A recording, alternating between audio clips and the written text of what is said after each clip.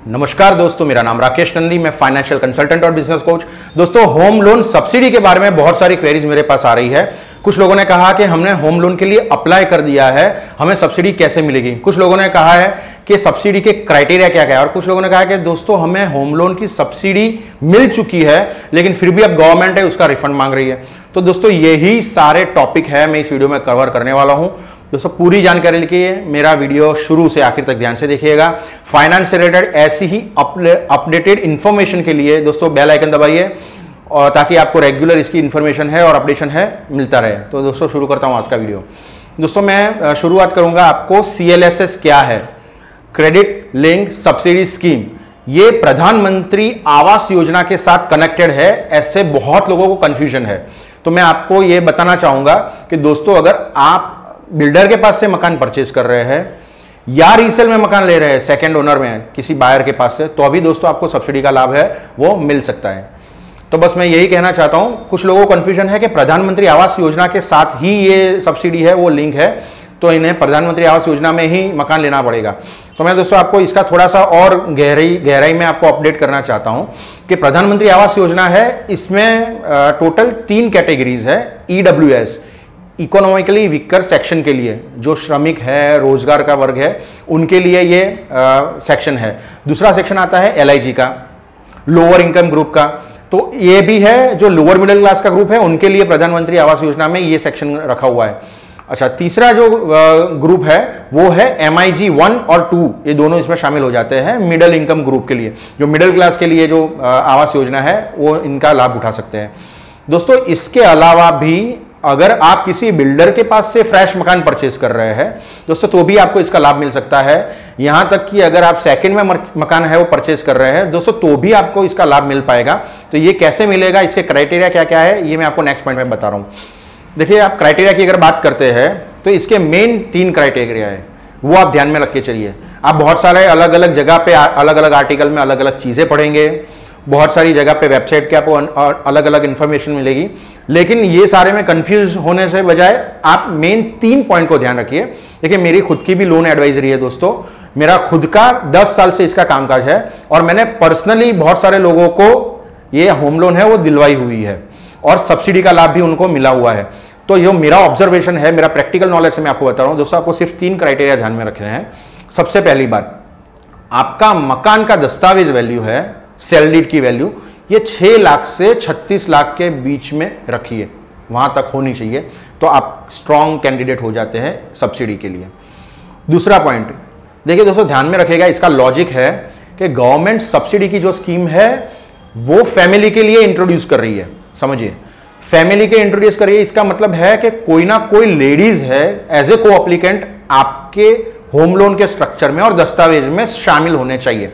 इसका मतलब अगर आप शादीशुदा है तो वाइफ को लेडी को एप्लीकेंट में रख सकते हैं। अगर आप बैचलर है तो आपकी मदर को इसमें रख सकते हैं, लोन के स्ट्रक्चर में, दस्तावेज में, दोनों में नाम आना चाहिए। ताकि इसमें क्या होता है कि आपकी फैमिली कंसर्न है, जो गवर्नमेंट का गोल है फैमिली को मदद करना, वो आपका पूरा होता है। बहुत सारे लोग हैं वो दस्तावेज में सिर्फ एक का नाम रखते हैं एप्लीकेंट का, वो भी जेंट्स होता है, तो उनका सब्सिडी का जो क्राइटेरिया है वो थोड़ा वीक हो जाता है। मैं ऐसा नहीं बोला कि नहीं मिलेगा, लेकिन अगर आपको स्ट्रांगली इसका अपना क्राइटेरिया रखना है तो ये आप रख सकते हैं। और तीसरी बात मेन ये है कि आपका पहली बार यहां पे मकान होना चाहिए, first time you have to purchase the property. बहुत सारे इन्वेस्टर्स है वो अपनी दूसरी, तीसरी, चौथी प्रॉपर्टी बसा रहे हैं और सब्सिडी का लाभ लेना है, तो दोस्तों ऐसा नहीं होता है। बहुत सारे फैमिलीज है जो अभी तक रेंट पे रह रहे हो, अपना नया घर बसाने की कोशिश कर रहे हो, उनके लिए ये लाभ मिलने वाला है। तो ये खास 3 चीजें हैं वो ध्यान में रखिएगा, तो आप सब्सिडी के लिए स्ट्रॉन्ग कैंडिडेट हो सकते हैं। दूसरे पॉइंट पे मैं आता हूं। अब बहुत सारे लोगों ने पूछा है कि हमने होम लोन के लिए अप्लाई कर लिया है, सब्सिडी के लिए हमारा अब मॉडस ऑपरेंडी क्या होगा, क्या प्रोसेस हो सकता है। तो देखिए दोस्तों, आप जब भी होम लोन के लिए अप्लाई करते हैं उसके बाद आपका सैंक्शन लेटर आता है। समझिए, सैंक्शन लेटर जो होता है आपका, वो आपका लोन पास होने के बाद की एक अवधि होती है सैंक्शन लेटर की। तो जो आपकी लोन पास हो गई है, मिस्टर XYZ की आपका लोन का अमाउंट ये है, आपका रेट ऑफ इंटरेस्ट पे, वो आपको एक लेटर मिलता है, इसको कहते हैं सैंक्शन लेटर। उसके बाद आपका डिसबर्समेंट होता है, बीच में आपका एक अग्रीमेंट साइन होगा। ये जो एग्रीमेंट साइन होता है ये बैंक और कस्टमर, ये दोनों के बीच का एक म्यूचुअल एग्रीमेंट होता है, आप समझिए। तो ये जो एग्रीमेंट साइन करते हैं उस टाइम पे आपका होम लोन का सब्सिडी का फॉर्म है वो साइन होता है। इसका जो एप्लीकेशन है वो आईडी जनरेट होता है। आप एक बार आपके जो भी बैंकिंग प्रोफेशनल है जिससे आप लोन करवा रहे हैं उसके साथ आप एक बार क्रॉस टेली कर लीजिए कि ये आपका जो लोन का अग्रीमेंट है उसके साथ सब्सिडी का जो आईडी है, एप्लीकेशन आईडी, वो जनरेट हुआ है नहीं। आपका बाद में डिसबर्समेंट होता है, आपका चेक बनता है होम लोन की अमाउंट का। तो ये चेक के बाद आप एक बार क्रॉस टेली कर दीजिएगा कि आपका आईडी जनरेट हुआ है और आगे प्रोसेस हुआ है कि नहीं। ये आगे प्रोसेस करने के लिए आप समझिए इसके अंदर टोटल 4 पार्टीज है वो इन्वॉल्व होती है। आपकी सब्सिडी की मैं बात कर रहा हूं। पहली जो पार्टी होती है वो आपकी होती है कस्टमर, यानी कि आप खुद। दूसरी पार्टी होती है बैंक जो आपको लोन दे रही है। दोस्तों तीसरी पार्टी है, वो खास ध्यान रखिएगा, इसके ऊपर आपकी सब्सिडी का सारा दारोमदार होता है, वो होता है नोडल एजेंसी। आपका सब्सिडी का जो भी आप फॉर्म सबमिट कर रहे हो उसके ऊपर, वो डिटेल्स के ऊपर वेरिफिकेशन होगा। तो ये बात खास ध्यान में रखिएगा, आप अपनी जो भी इंफॉर्मेशन यहां पे नोडल एजेंसी में रजिस्टर करवा रहे हो, सब्सिडी के फॉर्म में भर रहे हो, वो सारी इंफॉर्मेशन है वो सही होनी चाहिए, ऑथेंटिक होनी चाहिए, ताकि जब उसके ऊपर वेरिफिकेशन हो तो वो आपका पॉजिटिव वेरिफिकेशन है।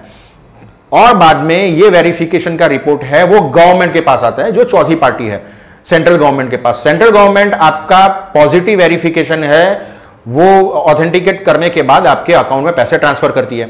बहुत सारे लोगों को, ये हमारी टोटल 4 प्रोसेस मैंने बता दी। अब मैं नेक्स्ट प्रोसेस बता रहा हूं कि बहुत सारे लोगों को ये कंफ्यूजन होता है कि ये हमारी जो सब्सिडी की लोन है वो किस तरह से मिलने वाली है। समझिए, मुझे मेरे सेविंग अकाउंट में मिलने वाली है। इसका आपको सिंपल मैं एग्जांपल देता हूं। मान लीजिए आपका 12 लाख का लोन है, सब्सिडी का क्राइटेरिया है ये है 2,67,000 रुपए। मान लीजिए वेरिफिकेशन के बाद आपका सब्सिडी पास होता है 2 लाख रुपए का। 12 लाख की लोन में से 2 लाख है वो आपके आउटस्टैंडिंग प्रिंसिपल में ऐड हो जाएंगे, मतलब माइनस हो जाएंगे, तो टोटल आपकी 10 लाख की लोन है वो बचेगी। तो अब आपको ईएमआई है वो 10 लाख तक ही कंप्लीट करने हैं, 12 लाख तक कंप्लीट नहीं करना क्योंकि 2 लाख की आपकी लोन डिडक्ट हो चुकी है। तो ये आपको सब्सिडी का लाभ इस तरह से मिलता है। आपके सेविंग अकाउंट में एडिशनली 2 लाख रुपए आप जमा नहीं होंगे, आपको गवर्नमेंट होम लोन के लिए पैसा दे रही है तो आपकी होम लोन की जो अमाउंट है उसमें से ही माइनस होने वाला है। तो ये दोस्तों खास ध्यान रखिएगा कि सब्सिडी की अमाउंट है वो लोन में से डिडक्ट हो जाती है। तो ये मेरा तीसरा पॉइंट था। अब मैं लास्ट पॉइंट पे आता हूं कि आपकी ये जो सब्सिडी की अमाउंट मिल जाती है, सब्सिडी की अमाउंट मिलने के बाद भी गवर्नमेंट है वो रिटर्न करने की बात करती है। तो इसका क्या फंडा है, यह आपका जो सब्सिडी का अमाउंट है वो रिटर्न क्यों करना पड़ता है? दोस्तों इसके सिर्फ 2 ही पॉइंट है जो आपको खास ध्यान में रखने हैं। नंबर 1, आपका जो मकान है वो अंडर कंस्ट्रक्शन नहीं होना चाहिए। मान लीजिए आप अंडर कंस्ट्रक्शन के मकान में प्रॉपर्टी ले रहे हैं, अभी आपकी स्कीम है, बिल्डर की स्कीम है, वो अंडर कंस्ट्रक्शन में आ रही है। बैंक क्या करेगी, आपका फेज वाइज जितने जितने फेज में 30%, 40% के जितना फेज कंप्लीट होता है उतना ही पैसा रिलीज करेगी। आपका फर्स्ट फेज का बैंक पेमेंट रिलीज करती है, उसके बाद 36 महीने के अंदर ये स्कीम कंप्लीट हो जानी चाहिए। अदरवाइज गवर्नमेंट क्या कहती है कि आपको भैया सब्सिडी दी है, अभी तक आपका मकान है वो बना नहीं है, तो ये चलता रहेगा, आप हमें हमारे पैसे वापस दे दीजिए, तो आपको ये पैसा वापस करना पड़ेगा। दूसरा पॉइंट खास ध्यान में रखना कि दोस्तों आपका होम लोन है वो डिफॉल्ट नहीं होना चाहिए। अब गवर्नमेंट कहेगी कि भैया आपको खुद के पैसे और खुद की होम लोन भरने का आपका सीरियसनेस नहीं है, तो हमारे पास से सब्सिडी लेने का आपको क्यों लाभ मिले? तो आपका अगर होम लोन में डिफॉल्ट आया तो अभी आपको पैसा गवर्नमेंट को वापस करना पड़ सकता है। तो दोस्तों ये खास पॉइंट है आपकी सब्सिडी कैंसिल होने का, इसका खास ध्यान रखिएगा। तो दोस्तों सब्सिडी से रिलेटेड जितने भी पॉइंट थे मैंने दोस्तों आपको सारे के सारे बता दिए। इसके अलावा भी आपको कोई कंफ्यूजन है तो आप मुझे कमेंट बॉक्स में अपना फीडबैक दे सकते हैं। आपको किसी नए पॉइंट के बारे में अगर जानना है तो उसके बारे में भी आप मुझे बता सकते हैं, मैं उसका भी आपको एक वीडियो है उसके थ्रू अपडेट कर सकता हूं। शुरू से आखिर तक दोस्तों मेरा वीडियो आपने ध्यान से देखा उसके लिए बहुत बहुत शुक्रिया। इसी तरह से मेरा वीडियो लाइक कीजिए। फाइनेंस रिलेटेड अपडेटेड इन्फॉर्मेशन के लिए बेल आइकन दबाइए ताकि आपको रेगुलर अपडेटेड इन्फॉर्मेशन मिलती रहे। तब तक के लिए धन्यवाद। Thank you very much. Good bye.